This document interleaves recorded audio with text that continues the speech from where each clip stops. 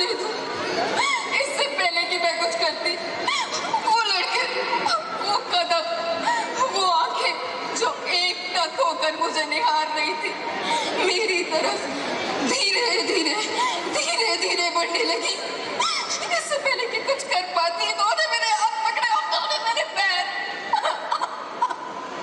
बहुत चीखी, बहुत चिल्लाई कि प्लीज मुझे छोड़ दो, प्लीज मुझे जाने दो।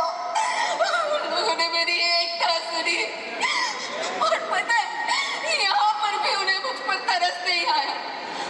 जब उन्हें लगा कि मैं मरने वाली हूँ, उन्होंने पता है क्या किया?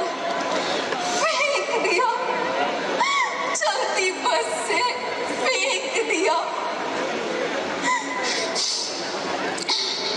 हमारे यहाँ भाइयों को वीर कहते हैं, वीरों को राखी बांधती हैं बहनें, और भाई भी तो बहनों की सुरक्षा का वचन देते हैं ना। तो कहाँ थे वो भाई जब उनकी बहन चीख रही थी, चिल्ला रही थी, मदद के लिए छटपटा रही थी? कैसे थे वो भाई जो मेरी वीडियो तो बना सके पर मुझे अस्पताल ना ले जा सके?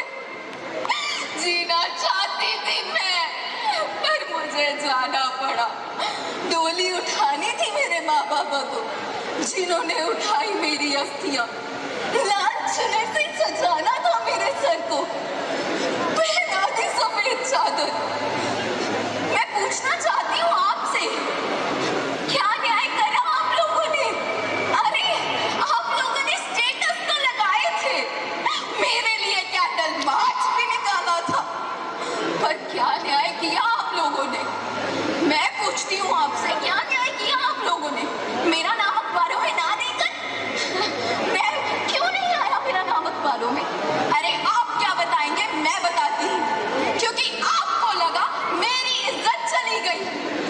एक मैं थी और एक वो मध्य प्रदेश के उज्जैन की 12 साल की लड़की, जिसके लिए किसी ने भी दरवाजा नहीं खोला। जो लोग उस लड़की के लिए दरवाजा ना खोल पाए, वो अब कुछ ही दिनों में नवरात्रों में कन्या पूजन करेंगे। मैं पूछना चाहती हूँ आपसे, क्या न्याय कर रहे हैं आप लोग?